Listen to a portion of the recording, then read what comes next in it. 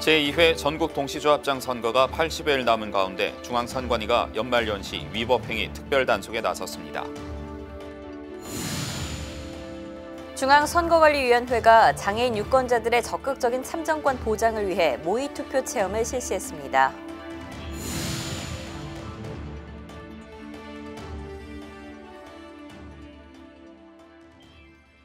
시청자 여러분 안녕하십니까? 한국선거방송 뉴스입니다. 내년 3월 13일에 실시되는 제2회 전국 동시조합장 선거가 이제 80여일 앞으로 다가왔습니다. 얼마 남지 않은 조합장 선거를 보다 공정하고 투명하게 관리하기 위해 중앙선관위가 연말연시 위법행위 특별단속에 나섰습니다. 내년 3월 13일에 실시하는 제2회 전국 동시조합장 선거를 위탁관리하는 선거관리위원회가 연말연시를 맞아 발생할 수 있는 위법행위를 사전에 예방하고자 단속활동을 강화합니다. 중앙선관위는 각종 송년 모임 등을 이용해 기부행위가 발생할 우려가 있다고 보고 각 시도 및 구시군 선관위에 특별 예방 단속 활동을 지시하는 한편 입후보 예정자 및 조합원들을 대상으로 지속적인 방문 면담 등 안내 활동을 전개하고 준법 선거 분위기를 확산하는 데 주력할 방침이라고 밝혔습니다. 이와 함께 금품 선거 등 위법 행위가 발생하였을 때에는 무관용 원칙을 적용해 강력하게 대처하고 조직적인 금품 제공 행위를 신고하는 사람에게는 최고 3억 원의 포상금을 지급할 예정이라고 전했습니다. 한편 이번 전국 동시조합장 선거에 출마하는 사람 중 조합의 임직원이나 공무원 등 입후보가 제한되는 사람은 농협산림조합은 12월 20일까지, 수협은 내년 1월 19일까지 그 직을 그만두어야 합니다. 이번 연말연시 특별 예방 단속과 관련해 선관위 관계자는 제2회 전국 동시조합장 선거는 지역 경제는 물론 국민 생활과 밀접한 관계가 있는 만큼 공직선거에 준하는 공정선거의 기틀이 마련될 수 있도록 최선을 다할 예정이라며 국민들의 많은 관심을 당부했습니다. 신체가 불편한 장애인분들은 투표를 하기 위해서 집 밖을 나서는 것도 투표소에서 투표를 하는 것도 몇 배의 노력과 시간이 필요하죠. 중앙선거관리위원회가 장애인 유권자들의 적극적인 참정권 보장을 위해서 모의투표 체험을 실시했습니다. 그 현장 리포트로 전해드립니다. 카드를 단말기에 대고 내가 뽑고 싶은 후보자를 터치스크린에 선택합니다. 투표 완료를 다시 한번 터치하자 투표가 끝이 납니다. 장애인 유권자들을 대상으로 중앙선거관리위원회가 마련한 장애인 유권자 대상 K보팅 현장투표 모의체험입니다.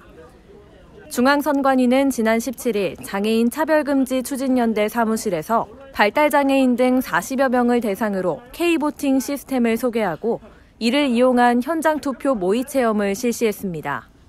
이날 K보팅 현장투표 모의체험은 참석자들의 이해를 돕기 위해 2018년 참정권 투쟁왕 선거를 주제로 참석자 중 4명이 직접 후보자로 나서 선거 유세를 하고 지지를 호소하는 등 실제 선거와 같은 모습으로 진행됐습니다. 중앙선거관리위원회는 장애인을 비롯한 임산부, 고령자 등 교통약자들의 투표소 접근 편의를 위해 제반시설을 설치하는 등 실질적인 참정권 보장 방안을 마련하는 한편 장애인 단체와의 협업을 통해 다각화된 투표 편의 시스템을 연구 개발하고 있습니다. 건전하고 올바른 정당의 역할 수행과 발전을 위한 정당 사무처 연수가 실시됐습니다. 자유한국당은 지난 20일부터 21일까지 1박 2일간 대전시당 당원 100여 명을 대상으로 핵심 당원 집합 연수를 실시했습니다.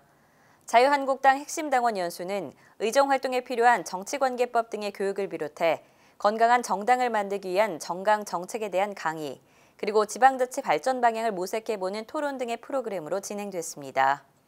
한편 선거연수원은 건전하고 올바른 정당의 역할 수행과 발전을 위해 정당 사무처 연수를 지원하고 있습니다. 이어서 간추린 뉴스를 전해드립니다.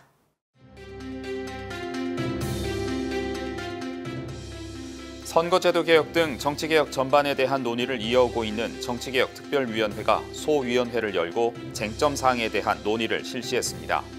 지난 19일에 열린 제2소위원회에서는 선거운동 비용에 대한 심층 논의가 이루어졌으며 앞서 지난 18일에 열린 제1소위원회에서는 선거제도 개혁 7대 항목을 선정하는 시간이 마련됐습니다.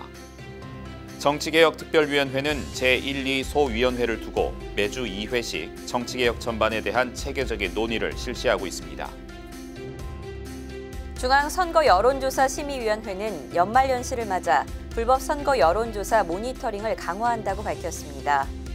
중앙선거 여론조사 심의위원회는 내년 3월 13일에 실시되는 제2회 전국동시조합장 선거와 관련해 불법 여론조사가 발생하지 않도록 후보자와 언론기관, 여론조사기관 등을 대상으로 여론조사 관련 선거법 안내 실시와 함께 모니터링을 강화하는 등 선거법 위반 예방 단속 활동을 전개할 방침이라고 전했습니다. 중앙선거관리위원회의 적극적인 온라인 투표 지원이 이어지고 있습니다. JTBC 기자협회장 선거외 81건의 온라인 투표 지원이 진행됐으며 이에 따른 선거인은 총 59,006명입니다. 푸근한 외모와 하얀 수염, 그리고 빨간 옷까지 머릿속에 그려지는 사람 혹시 있으신가요? 이맘때면 떠오르는 사람, 바로 산타클로스죠. 핀란드에서는 산타들이 모여 사는 산타 마을이 있다고 하는데요. 산타 마을에서는 매년 산타 선거도 치러진다고 합니다. 한보선 아나운서와 함께 산타 마을로 떠나보시죠. 어린 시절 산타클로스에게 선물을 받기 위해 소원을 빌어보기도 하고 누구나 한 번쯤 산타클로스 할아버지가 정말 있을까 하는 호기심도 가져보셨을 텐데요. 그런데 북유럽에 위치해 겨울을 느끼기에 좋은 여행지인 핀란드에는 산타 할아버지가 실제로 살고 있는 마을이 있다고 합니다. 바로 핀란드 로바니에미 산타 마을인데요. 선거 토픽에서 여러분을 크리스마스로 미리 안내해드리겠습니다. 북극권 바로 아래이자 핀란드의 수도 헬싱키에서 북쪽으로 약 800km 떨어진 곳에 위치하고 있는 핀란드 로바니에미 산타 마을. 흰 눈이 소복하게 쌓인 이 마을엔 연말이면 크리스마스를 가장 크리스마스답게 보내고 싶은 전 세계 수많은 관광객들이 몰려드는데요. 관광객들의 시선을 사로잡는 건 단연 술록이 끄는 눈썰매를 타고 있는 산타클로스입니다. 산타가 살고 있는 산타클로스 빌리지의 산타클로스 오피스에서는 산타를 직접 만나 이야기를 나누고 사진도 찍을 수 있는데요. 뿐만 아니라 술록, 루돌프가 이끄는 썰매도 체험할 수 있습니다. 그리고 산타 우체국에는 세계 각국 어린이들이 산타클로스에게 자신의 생활과 가족, 학교 등에 대한 소원을 담은 편지로 가득한데요. 어린이들에게 일일이 답장을 해주는 친절한 산타의 모습도 직접 볼 수 있습니다.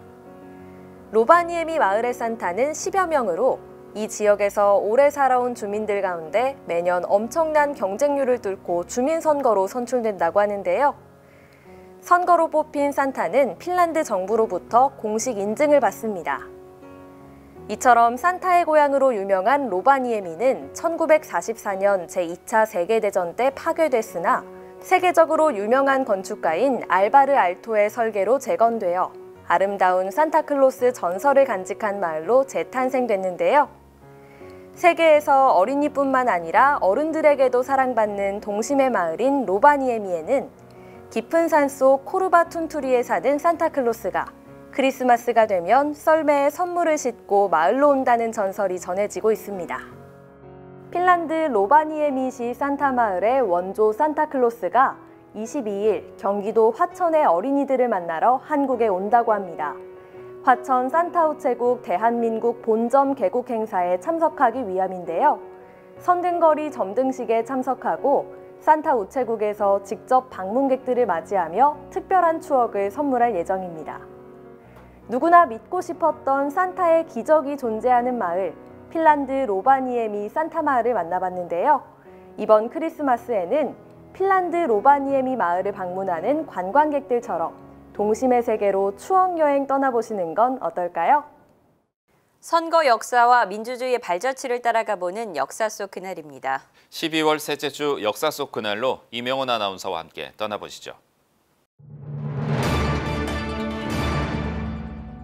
우리나라는 지금까지 총 9차례의 개헌이 있었는데요.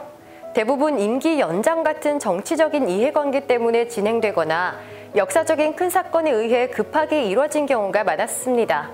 특히 박정희 전 대통령은 7차 개헌인 유신헌법을 통해 1인 장기 집권체제를 제도적으로 마련하고 막강한 권력을 갖게 됐는데요. 유신헌법이 발효됐던 역사 속 그날 1972년 12월 27일로 함께 가보시죠.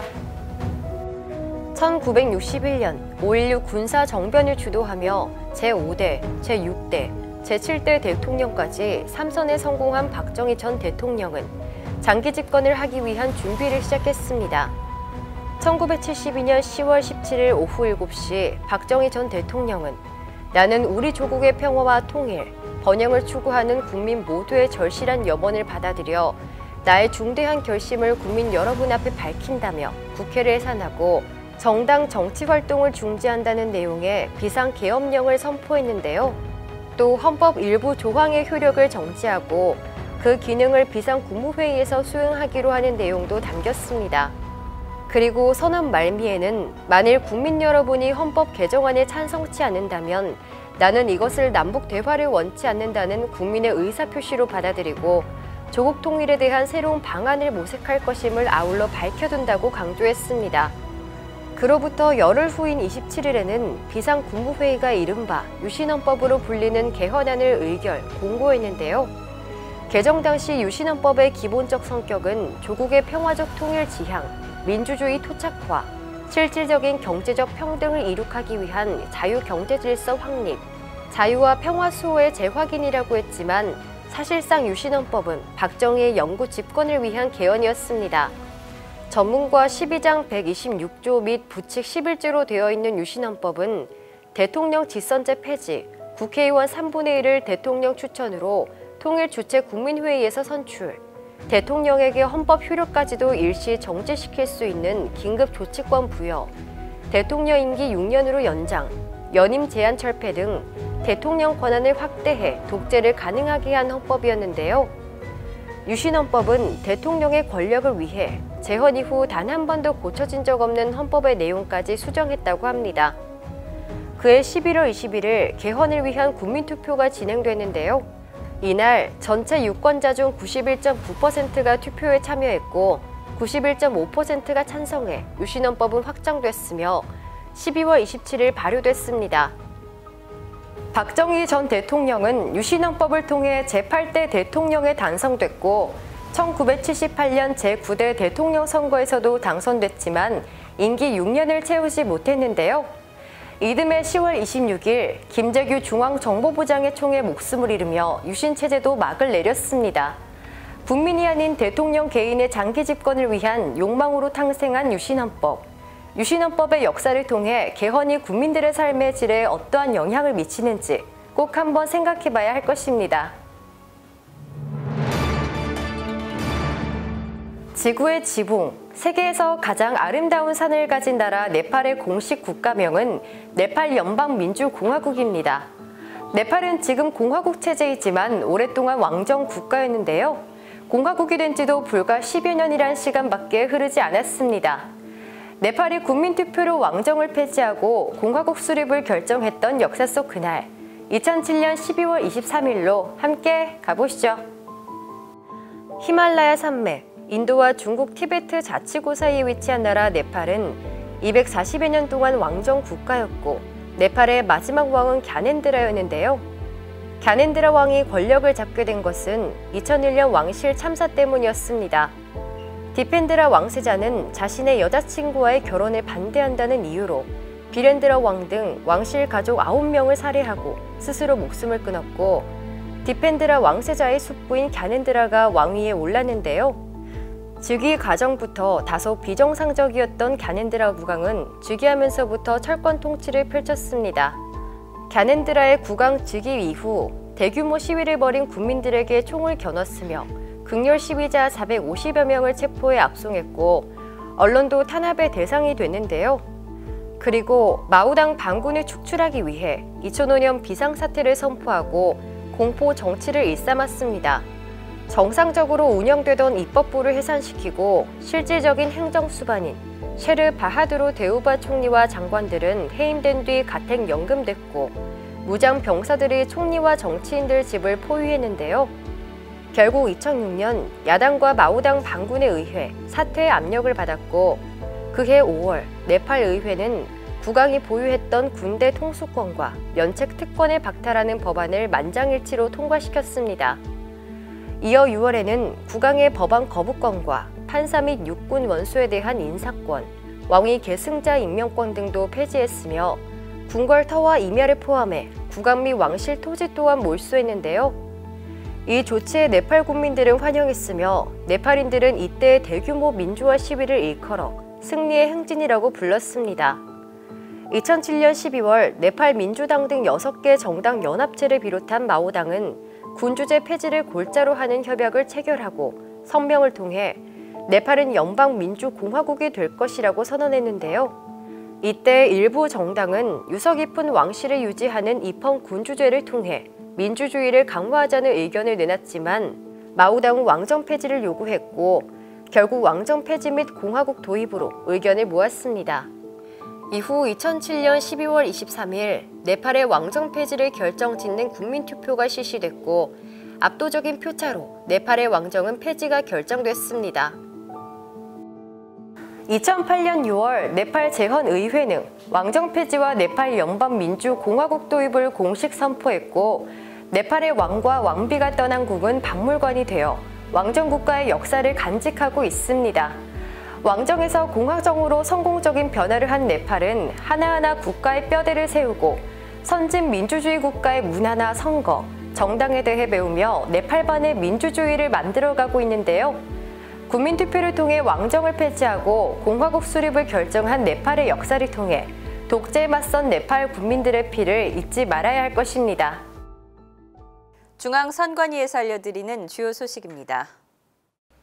중앙선거관리위원회가 정치자금법 제40조에 따라 2018년도 하반기 비례대표 국회의원 및 국회의원 후원회 회계보고를 접수한다고 밝혔습니다. 후원회를 둔 비례대표 국회의원의 회계보고 대상 기간은 1월 1일부터 12월 31일까지, 비례대표 국회의원 후원회의 회계보고 대상 기간은 7월 1일부터 12월 31일까지며 보고 기한은 모두 2019년 1월 31일까지입니다. 중앙선관위는 정치자금의 투명성과 국민의 알 권리를 위해 회계보고를 접수하고 있으며 같은 법 제42조에 따라 정치자금 수입, 지출 내역을 공고하고 있습니다. 중앙선거관리위원회가 지난 6월 13일 실시됐던 제7회 전국동시지방선거의 총람을 발간했습니다. 제7회 전국동시지방선거 총람은 선거와 관련한 자료를 선거 개황, 선거관리 준비, 사무관리, 위반행위 예방 단속, 공명선거 및 정책선거 추진활동 등 추진 상황과 통계와 선거 및 후보자별 득표 상황 등 각 분야별로 취합 정리했으며 이와 함께 사진으로 보는 제7회 전국동시지방선거를 통해 선거 당시 분위기를 한눈에 알 수 있도록 했습니다. 중앙선관위는 지방선거에서 나타난 문제점에 대해 철저한 분석과 평가를 통해 법과 제도를 합리적으로 정비하기 위해 제7회 전국동시지방선거 총람을 펴내게 됐다고 밝히고 정치와 선거를 연구하는 사람들을 비롯해 선거에 관심 있는 이들에게 도움이 되길 바란다고 전했습니다. 앞서 선거 토픽을 통해서 산타클로스가 사는 핀란드의 산타 마을 소개해드렸는데요. 우리를 동심으로 돌아가게 해주는 산타클로스, 혹시 그 유래를 알고 계신가요? 산타클로스는 가난한 아이들을 위해 나눔을 실천했던 성 니콜라스 주교로부터 유래됐다고 하는데요.